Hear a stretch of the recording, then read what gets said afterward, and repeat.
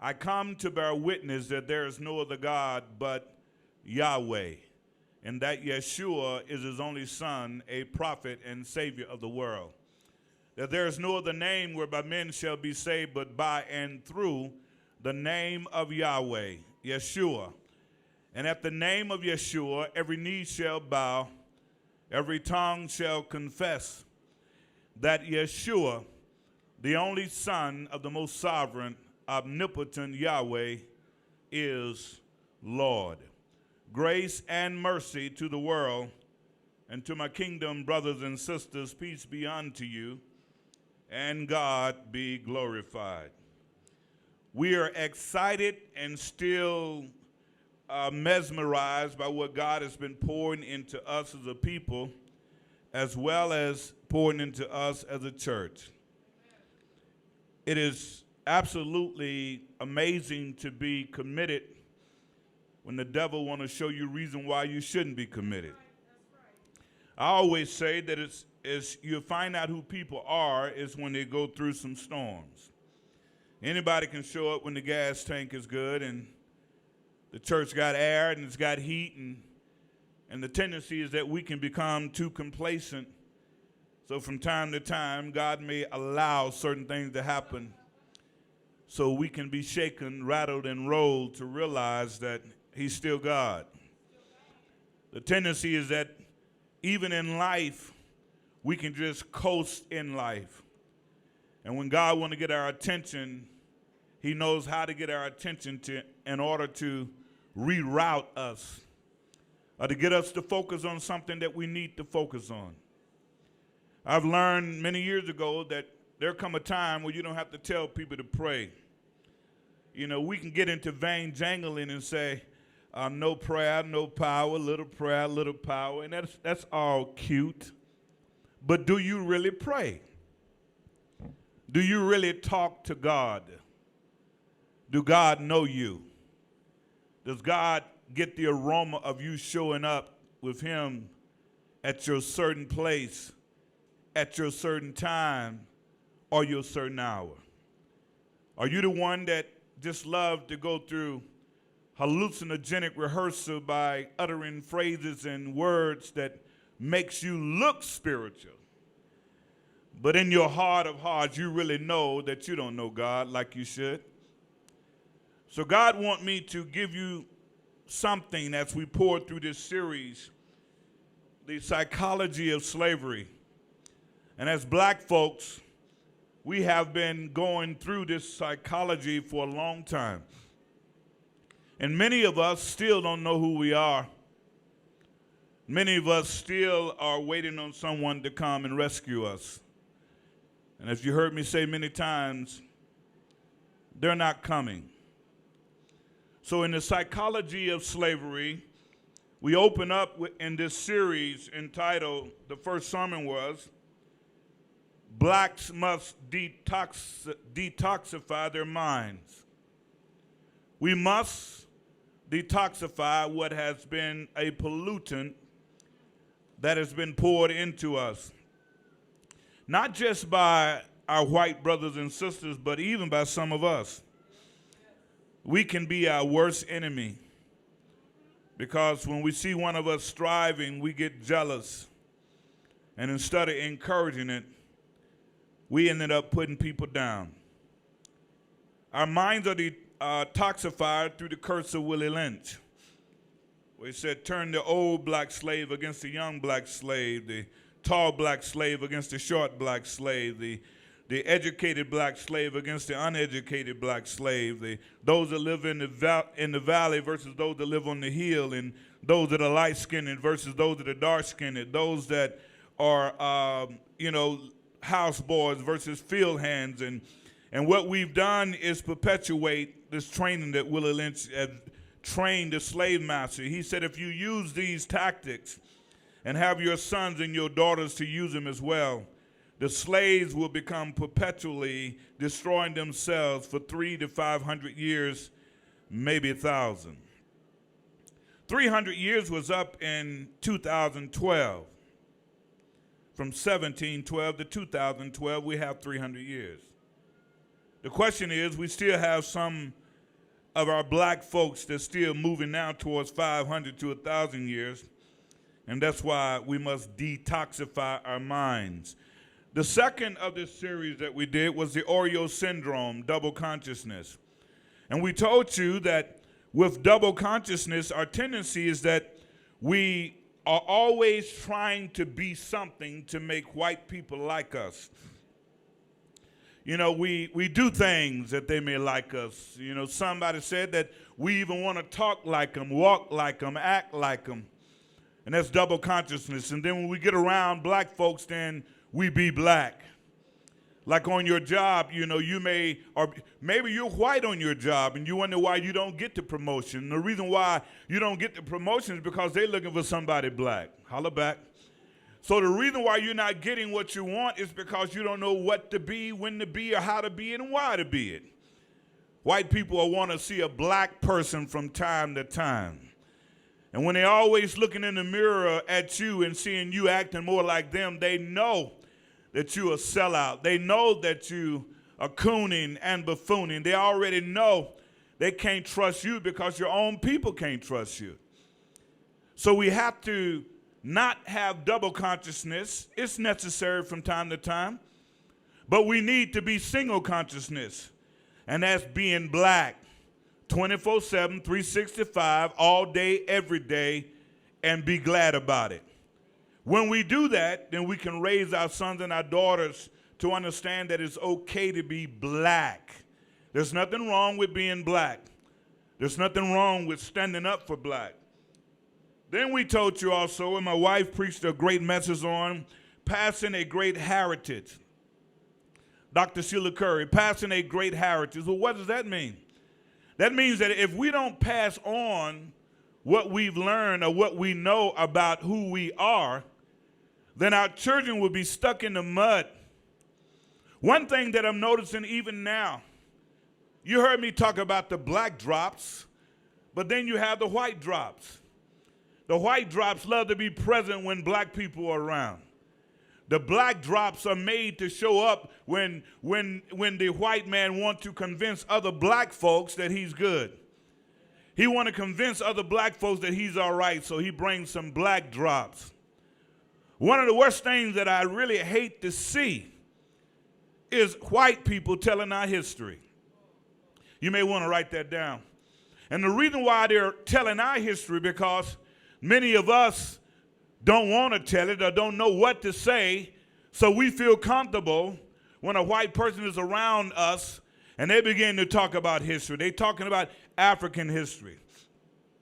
I even noticed on a show, just flicking through the channels, Joseph, I believe his name was Tim Barton, and Andrew Womack had the nerve to be on a Christian television program, call themselves Celebrating Black History. So I watched it for a brief moment to see what will they say. And what I discovered that them telling our history, they was telling our history in a slanted mode that in some ways slavery really wasn't that bad. They told our history in a way that it is the same way that China is doing right now with certain workers in their factories. Instead of paying them the wages that they deserve, they're only paying them wages that can get them by. And there was something that rose up in me is that now since black folks are so terrified of being black, we now have the white man telling us about our history of our blackness. And we just sit and listen, docile, clapping our hands. And they continue to talk about slavery, and they was talking about slavery really wasn't as bad as people think it was because the slaves came to do a job and they was doing this and they was trying to use scripture to support it. So we still have these white Christian evangelicals, and some of you be looking at me like I'm crazy because that's all pastor talk about. I'm going to talk about till Jesus comes, so just check that one. They're talking about our history like we don't know our history. They're talking about our history like somehow we was present, but we don't really know what happened. These white Christian evangelical, Andrew Womack, Tim Barton, And there's many others that are out there right now telling your story. And you know why they're telling your story? Because many black folks are scared to tell their story. You get around white folks and you just cow all down. You looking crazy. I don't want people. Lord, help us. Help me, Holy Ghost. We're getting what we deserve if we don't speak up about our heritage. The white man couldn't tell the Jewish story. He couldn't get up and say, well, Hitler killing 6 million Jews, well, that really wasn't that bad because they volunteered and went in the tanks. That really wasn't that bad because they really didn't kill as many as they could have. But as blacks, now we got the white man telling our history. He's now saying, I'm talking about Christian folks. He's now saying slavery really wasn't that bad. He's now saying that, you know, we could have ended it a long time ago. And we're going to get on some of that today. Why our people are still afraid and we're free. Now, see, that may not mean nothing to you that are hearing this, but it means everything to me. And this is why we have our children, millennials and their children. I feel sorry for some of the millennial children because the millennial children are believing like their parents that we are a post-racial society. That happened with my father. How old is he?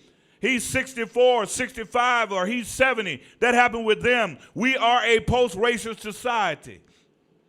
We get along with everybody. You may get along with everybody, but everybody don't get along with you. And now we have some of these vain, jangling Negroes that are so happy to be inclusive with every other group. And I challenge you to watch the news today. Look at a man by the name of Bernie Sanders, how he won the Nevada primary. And he did it without black folks. You see, Richard Pryor was right when he said that we have some new ends in town. And those new ends are now called Hispanics. And I know some of you think, well, they're our friends. Oh, Hispanics are our friends. No, they are not. They didn't go through slavery. They're benefiting from your labor. They're benefiting from your struggle. They're not your friends.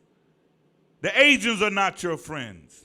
Chinese are not your friends. Fact about it, the only friend you have is yourselves.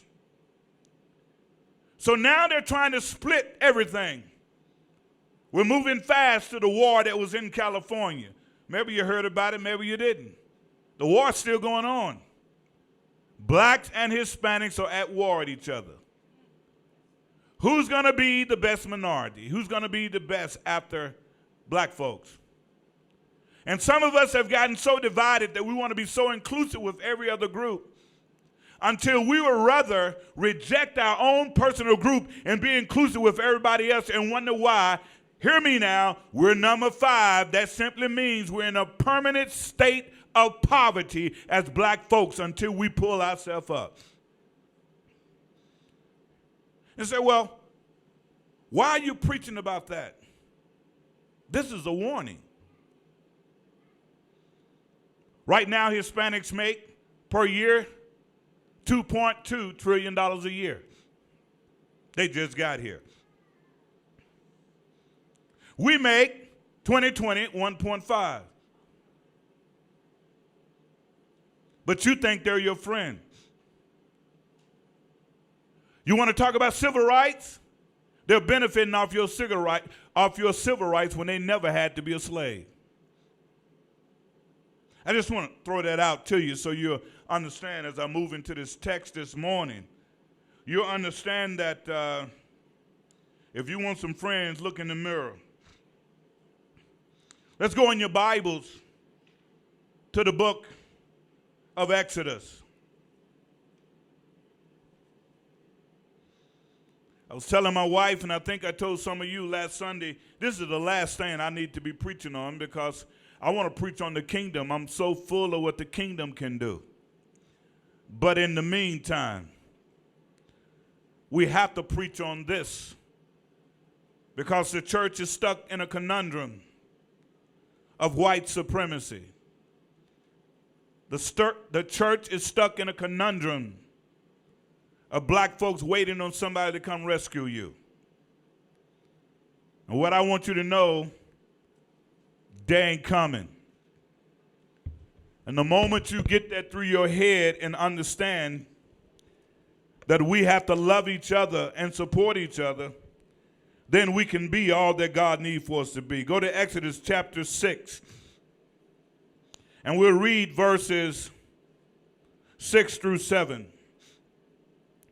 And the word of God reads, and it says, "Wherefore say I unto the children of Israel, I am the Lord, and I will bring you out from under the burden of the Egyptians. And I will rid you out of their bondage, and I will redeem you with a stretched out arm and with great judgment." All you have to do is put America right there, and you'll get the gist of the text. Verse 7, it says, "And I will take you to me for a people, and I will be to you a God, and ye shall know that I am the Lord your God, which bringeth you out from under the burdens of America," or of the Egyptians. And I'm going to use for a text this morning, blacks, the hamster on the wheel. Fast movement, slow to no progress. It's time, subtext, it's time to get off the wheel. It's time to get off the wheel. As blacks, we have been on a psychological and perpetual hamster wheel. We have been doing a lot of movement with slow to no progress. I like to say that it's in the soup that when any one of our young boys or young men get murdered on the street, in the soup means they know you're going to protest.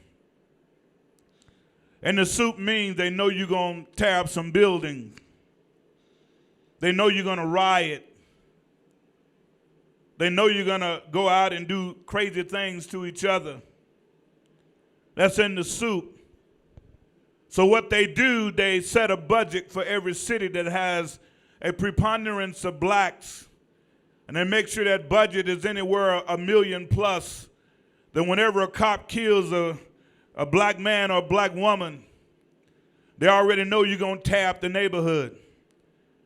So with a budget of 1.5, close to $2 million, it's set up to know that they're going to tear this up or tear that up. So that's why I call that is in the struggle of the soup. They know you're not going to do anything else but cuss and fuss. All you're going to do is you come up with beautiful slogans saying, no justice, no peace.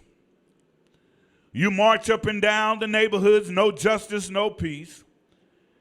And then some get melancholy and say, we shall overcome. And you begin to sing those melancholy struggle songs. And while they're marching with you, they always got to have a white drop with the black drop to take away the pain, so you would think that at least there's some white folks that are really, really interested in what we're doing. Not knowing that they're taking the temperature or measuring your emotional well-being, where they can be able to know how to write that in to put that into the soup. They already know that you're at the point where you're mad anyway. So it's in the soup. So you sing, you yell, you holler, you scream. And when you get through singing, yelling, hollering, and screaming, nothing changes. And you wait for something else to happen. And when it happened, here you go again. You see, we have been doing a lot of movement with slow to no progress. We have allowed ourselves to be injected with the tranquilizing drug of gradualism and Novocaine.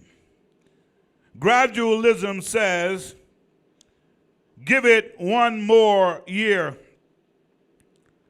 We're going to work it out in a few more months. That's what gradualism says. The politicians say they're going to work this out. The politician says they're going to give us more jobs. The politician says they're going to come to our neighborhoods with state troopers and have those state troopers to stop the violence, to stop us from killing us. We're going to gradually get it together, and the politicians keep giving you gradualism while you being the hamster just running on the wheel. Gradualism, which says, like I said, give it more time. It's amazing that they tell black folks, just give it more time. You know, we're going to get it together. Give it more time. You know, we're going to help your community. Give it more time. You give it more time, then we'll work this out. That's gradualism. It's been 400 years later, and we're still tranquilized with gradualism. We're still on social Novocaine. And some of these happy Negroes don't know when they're on Novocaine. You see, Novocaine blocks the nerves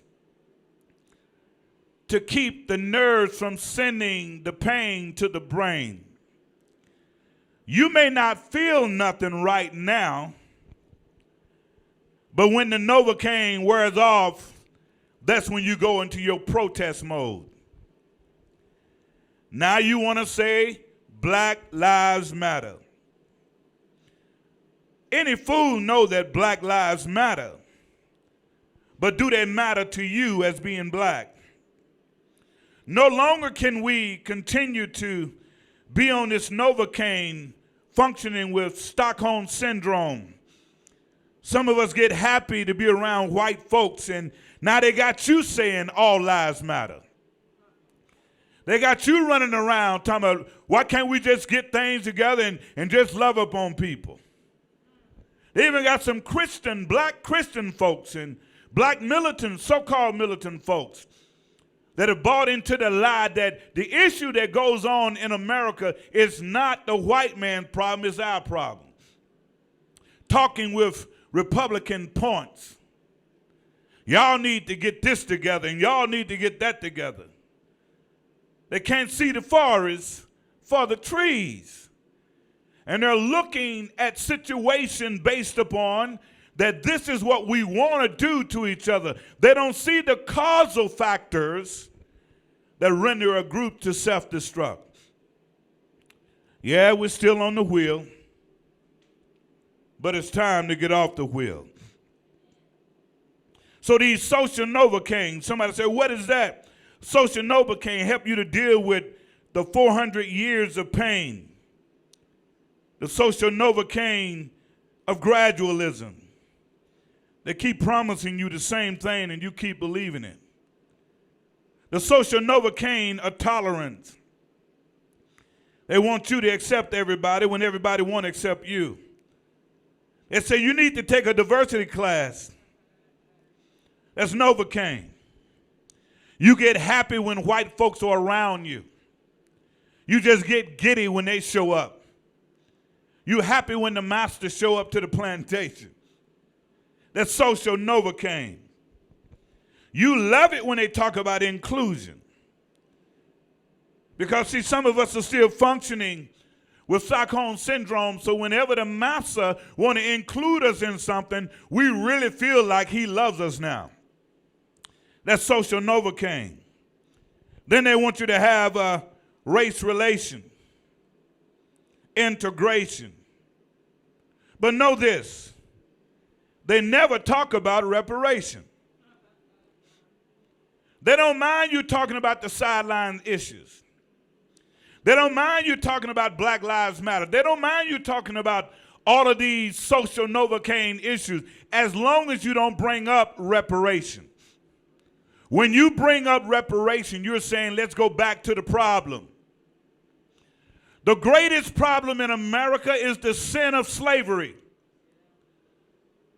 And the thing that should make any black person that call themselves a voter, if you call yourself a voter, and if you don't go to these white politicians and these black politicians and these black pastors and ministers posing as agent for the white man, trying to keep the slaves in order that's on plantation America.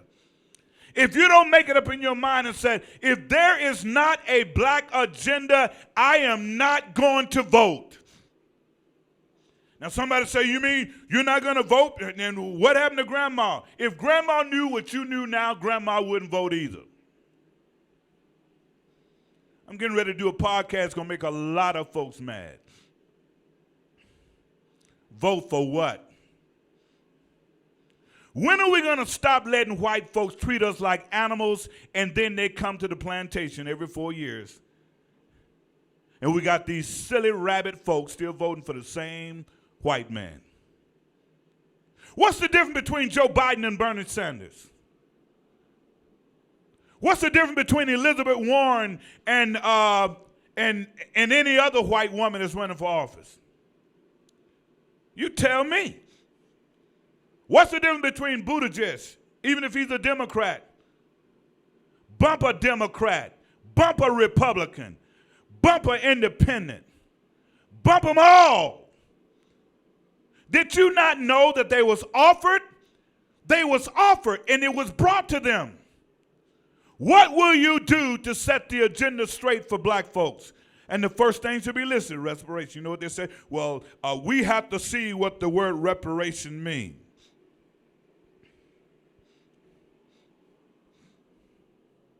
See, black folks ain't used to hearing black pastors talk this way. So if some of you look at me, y'all should be used to it by now, but if some of you looked at me, wow, you know, he really going in. Yes, I'm going in because this is real. You've heard me say 2 voices, 1 face. I now say many voices, 1 face. Many voices, 1 face, white supremacy. If a people do not want to correct a wrong that they have done towards you, they are telling you that you have no value to them.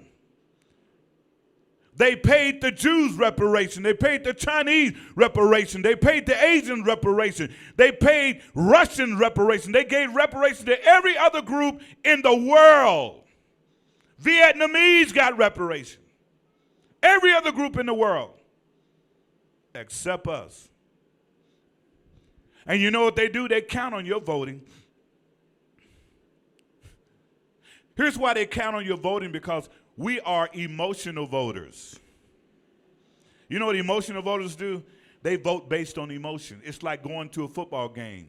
You're all hyped.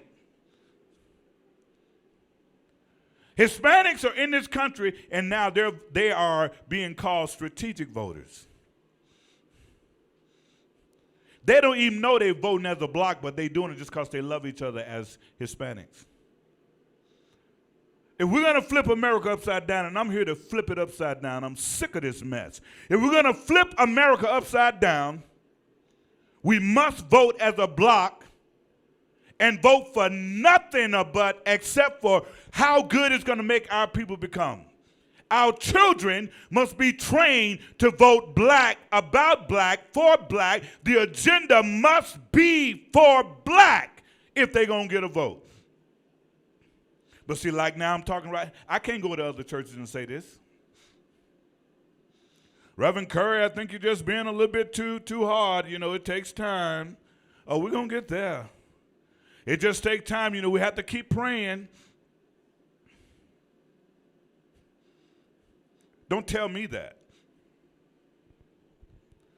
We have to keep praying, and we have to just wait on the Lord, 400 years. I said 400 years. I didn't say 4 months. Did I say 4 months? I didn't say 4 years. I said 400 years. Gradualism at its purest. Gradualism at its finest. And they come to church, and we got these happy Negroes that just, oh, we got so-and-so coming in, and let's make some space for him, and you make the space for him, and he come tell you a whole lot of lies, give you a bunch of policies that you think he going to carry out, and then when he leave you, you look up next year, ain't nothing happening. Oh, you don't believe me? Go to any urban city in America. Pick one. Oh, you want Michigan? Let's talk about Michigan. Michigan was an all-black, pretty much, Detroit, Michigan, was pretty much an all-black city. They had money coming from everywhere, getting ready to build that city all the way up until black folks was waiting on the white man to come and help them, and it didn't happen. And now, guess who got it? Arabs now running it. Not only them, some Hispanics are running it, and other groups are running it, while black folks are complaining about how bad life is because we don't trust each other to help each other to do what we know we're supposed to do. That's Detroit. Want to go to South Side Chicago? The only thing that's saving the South Side of Chicago right now is ex-President Barack Hussein Obama. He's now beginning to put his own personal library on South Side of Chicago, beginning to build that city up, South Side.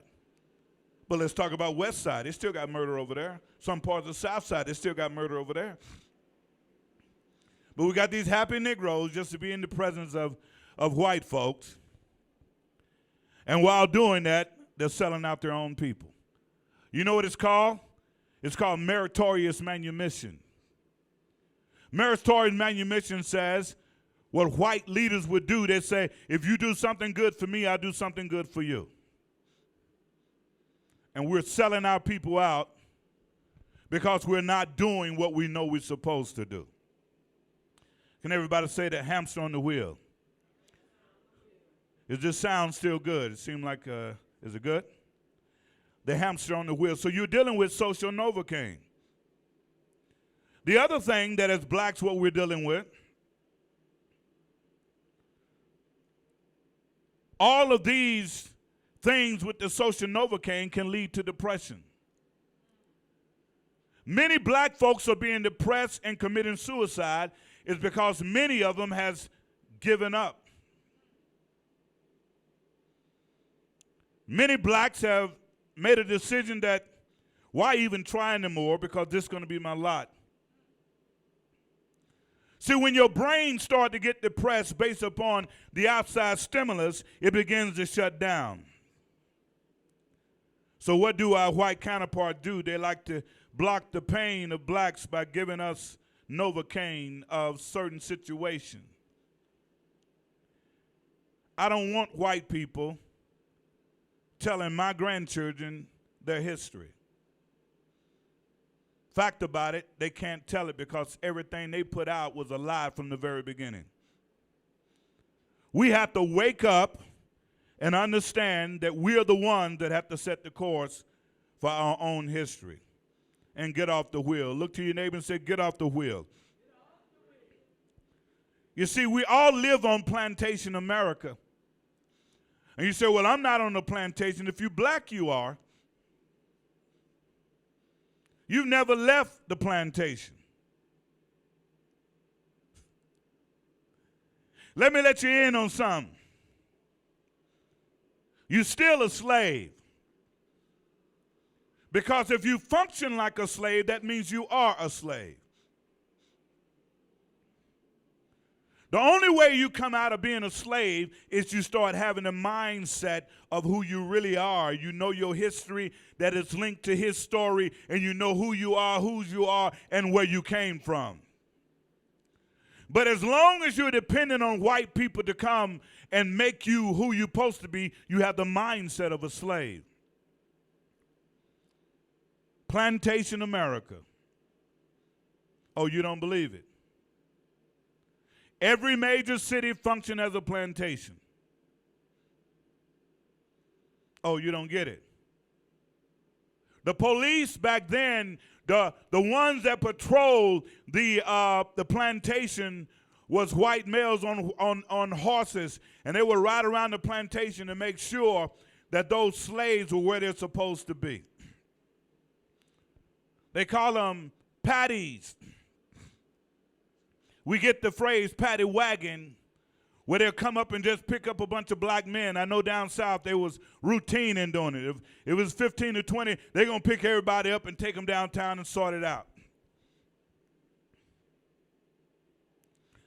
It is so wicked that even President Donald Trump had to become a paddy, a patrol person, to patrol President Barack Obama. Now somebody said, well, how did he do that? He said that he wasn't born in America. He said he wasn't born in Hawaii.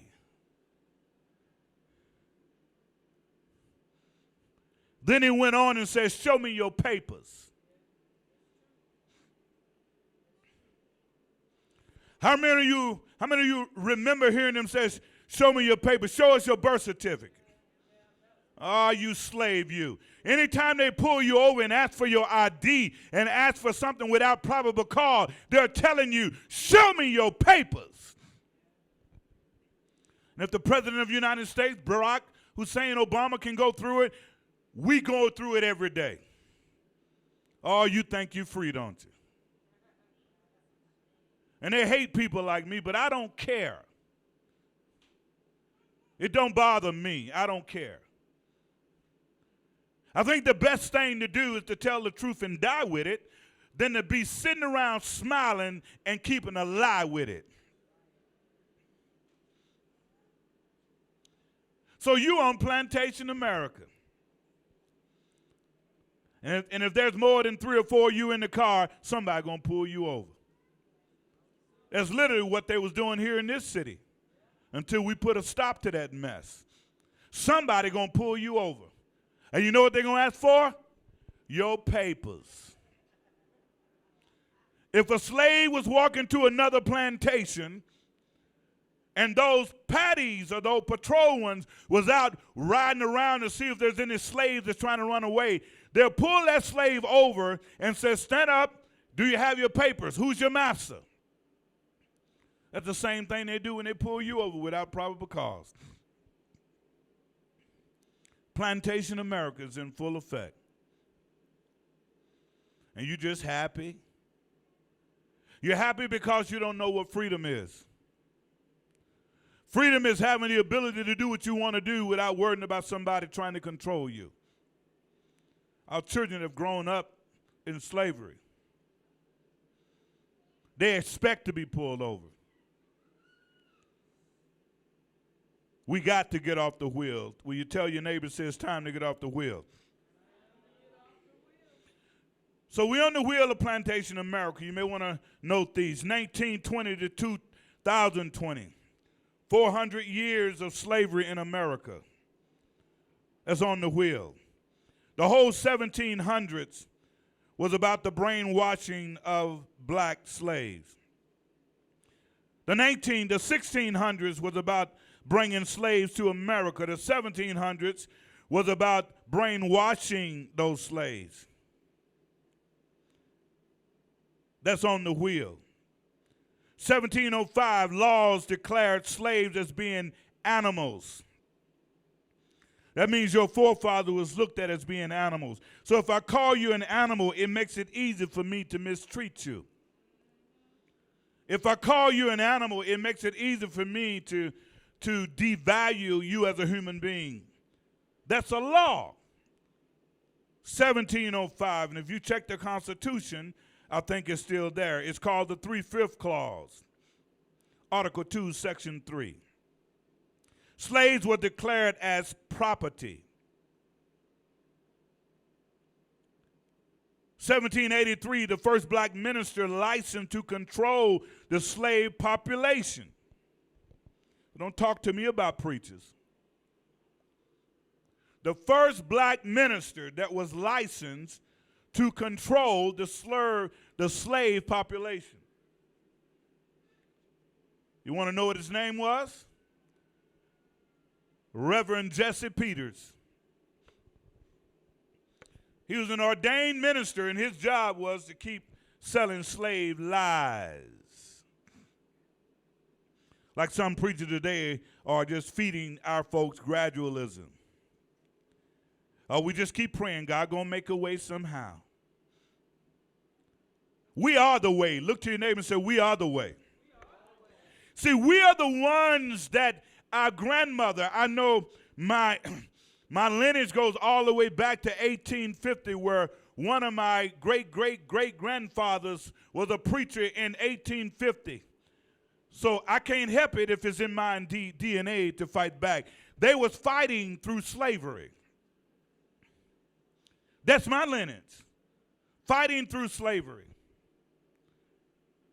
So my grandfather and my great-great-grandmother was praying that we wouldn't have to be singing this song, God gonna make a way somehow. They were singing that song because they was going through it. Anybody hearing what God is telling you? They were singing that song because they was going through it. They wanted better for us. We're not supposed to be singing that song. We're supposed to be advancing the kingdom of God. We're singing Swing Low, Sweet Chariot. They sung that. When they sung it so God could not only bring them through, but so that we don't have to sing it. So we're singing slave songs when those slave songs were for the slaves, that they can get through the problem. They can get through the circumstance. They was praying for us. We are the light for them. We are winning for them.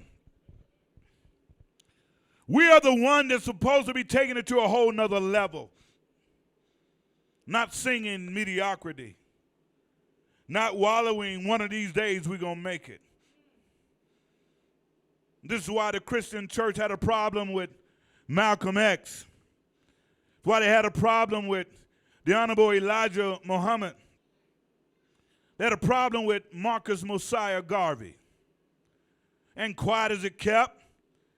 Everybody want to celebrate him now, but they had a problem with the Reverend Dr. Martin Luther King. Martin Luther King, eyes open up. You don't believe me? Just go listen to some of his latest speeches before he died. His eyes open up and he said, yeah, you know what? Black people may need a time with themselves.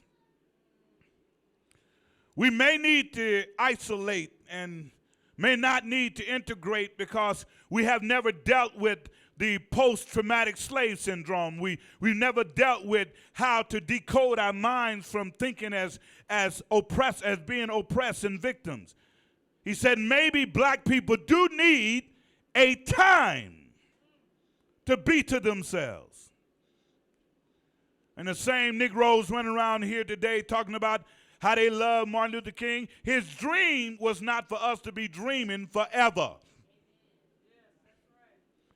He even talked about owning your own black business. He talked about segregation. He talked about all of that stuff. But what does the white man do? The white man is still trying to sell you a dream. And you buying a dream of Martin Luther King, but you don't know the man. When Malcolm and Martin was getting ready to meet, the whole world shook up. Here's what they said about Malcolm. They said Malcolm is a choir boy compared to the Reverend Dr. Martin Luther King. But they sold you King, but they didn't sell you Malcolm in the sense that Malcolm was lesser than King. King was really the more militant one. But since he was educated, you didn't get it. Malcolm was saying what black people wanted him to say. King was saying the same thing, but in an educational way.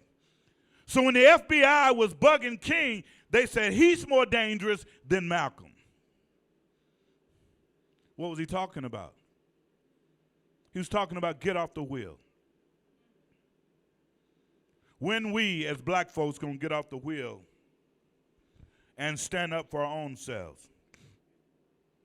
Let's look at something else. 1783, the first black minister licensed to control slaves. Now just imagine a black preacher licensed to control slaves. Every time black folks go into a church, your preacher either telling you about what goes on in the world or what's going to happen in heaven. I want to know what's going on around me. I want to know what can I do to help my situation with my people. Oh, you don't believe it? Read Paul. When Paul was talking to the 7 churches of Asia, he was talking now to them, present tense. We as black folks love to dream on the by and by, and we bought the lie where the white man said, well, you can get yours when you get to heaven. We all going to be rich when we get to heaven, but right now, Negro, stay poor. You're going to have a mansion in the by and by. And he took St. John 14 chapter where it says, let not your heart be troubled. Ye believes in God, believes also in me. In my Father's house are many mansions. So they told the slave that in heaven there are many mansions.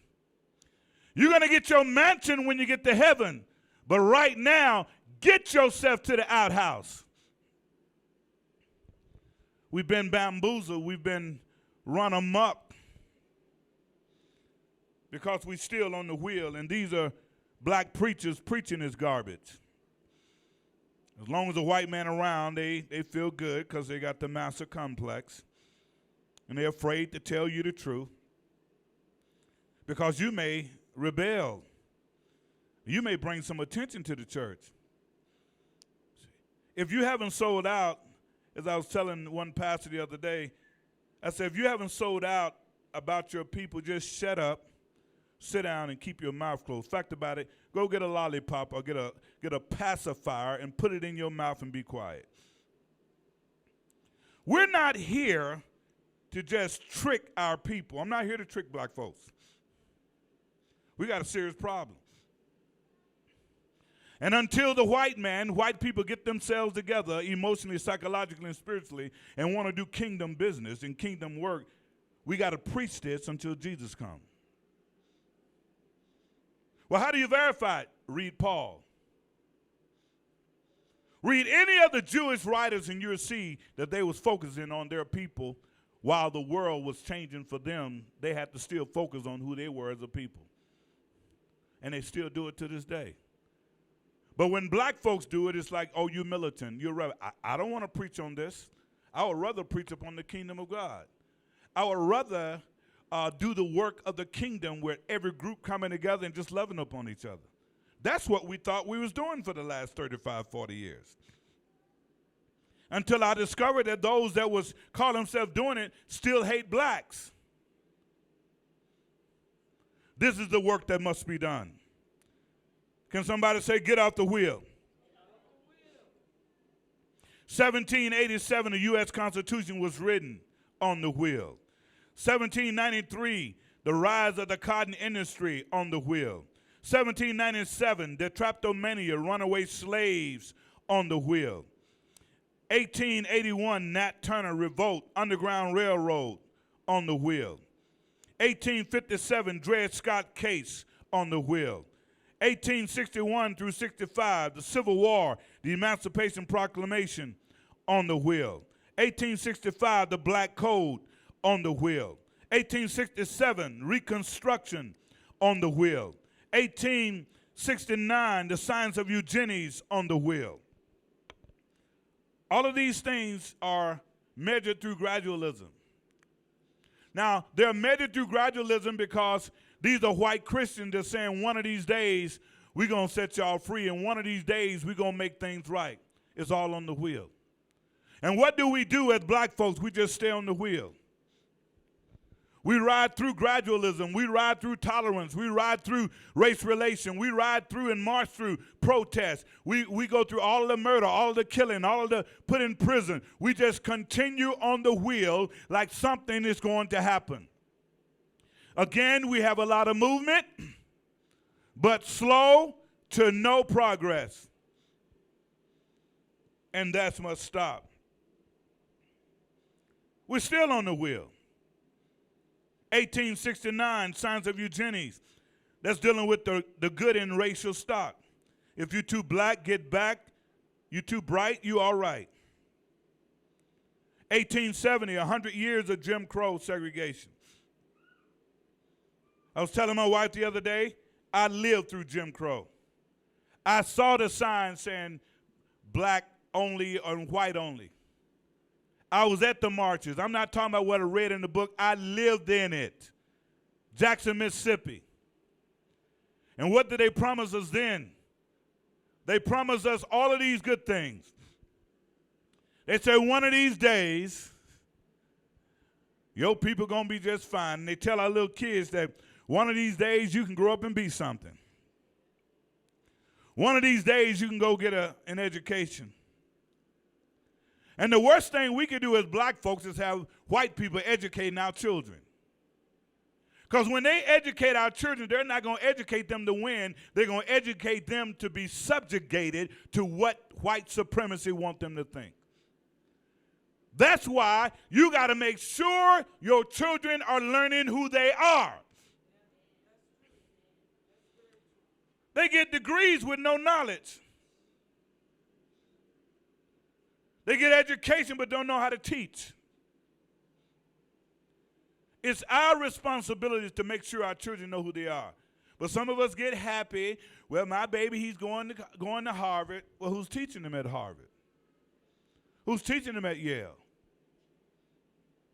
There's so many people that go to school and get an education and can't even get a job. Why? Because the system is designed to hire their own. That's why you got to be real with your children. The system is designed to hire their own. And when they hire their own, now you got to go back to double consciousness. You got to play white, act white, be white, do what white folks do just to get the job. And then when you get the job and they get sick of you, then they're going to bust another move on you. What would happen if we had black companies that was hiring black folks? What would it be like that when your child graduated from a major university, she can go and be recruited by black recruits that want her to come work for the company? In other words, flip it psychologically. Think black while you're doing white. You see, you're looking at it when my daughter graduates from college, she's going to go work for a white company. Why can't she go work for a black company and make just as much money, get just as much benefits, just as much retirement? You know why we don't think that way? Because we don't believe that we can do it. Education without knowledge. Your children need to know who they are. They need to know that we can rise above this mess. So we had 100 years of old Jim Crow, separate but equal. I remember old Jim Crow when I went to Wingfield High School after we left Blackburn Junior High School in 1970-72. Went to Wingfield High School. Everything was brand new. Everything was plush. And as soon as we walked through the doors, all we heard was that we don't want you ends over here. There were several fights every day. So don't talk to me about integration. And before we did that, I've seen black hospitals, black schools, black banks, black colleges. All of that was right around in our neighborhood. That was that was easy to see. Black grocery stores. You talking about Snooks? We had a AMP or one other store owned by black folks. Black bus lines, black private airplane, black hospitals. See, some of you don't understand who you are. There was a black hospital right here in East St. Louis, where black people own, and people went there to get served. See, a lot of millennials don't know their history, and since they don't know their history, they have nothing to pass on. Black folks have always been businessmen and businesswomen. Now, I'm just speaking in my little time. I only got 63 on the planet. But I know that there are some that got 70 and 75. If you go to Brooklyn, Illinois, was a mega place to live. But now, It's not so much that way anymore. East St. Louis was the place where everybody wanted to go. Black owned everything. And we gave it away for integration. We just want to be around the white man. We get a little pat on the head and a cookie, and we think we're doing something. But black people know how to do things, people. That's the point I'm trying to get you to understand. We got to get off the wheel. Say, we got to get off the wheel. And as I bring this to a close, 1885 colonialism in Africa. One thing I want you to know, that when they signed the Emancipation Proclamation of 1863 to 65, 20 years later, they was on their way over to Africa to colonize Africa, to do the same thing they did to us as in Africa. And some of our African brothers need to wake the blank up. And the reason why they need to wake up, they think they're better than black folks here in America. We've already been through what you just came out of. They just came out of colonialism in 1959. You just came out of it. So I was talking to a young man. He's from Nigeria. You know, and he had the nerve to tell me that it's different now, and, you know, and it's about everybody getting along, and it's all about integration. It's all about people getting along, and, you know, and all this stuff. I said, son, y'all are in the 50s and 60s. I can even go back and say the 40s. I'm giving you a break. You're really in the 30s and the 40s. Psychologically. You can have all the diamond, the gold, and the resources, but psychologically, you're still functioning like you just got out of colonialism. What happened to black folks when we just got out of slavery? Naturally, we coalesced to one another because the white man did not want us around him. So what did he do? He said, we're going to go put in Jim Crow. Jim Crow lasted for 100 years. Between 1870 all the way up to 1954, Jim Crow was enacted. What happened to black folks when we got out of segregation? We was happy to be around white folks. But some of us are waking up now. We realize that segregation, we didn't win with integration. We lost everything. And that's where Africa is now. She's so happy to be independent until she letting the Chinese come over, Asians come over.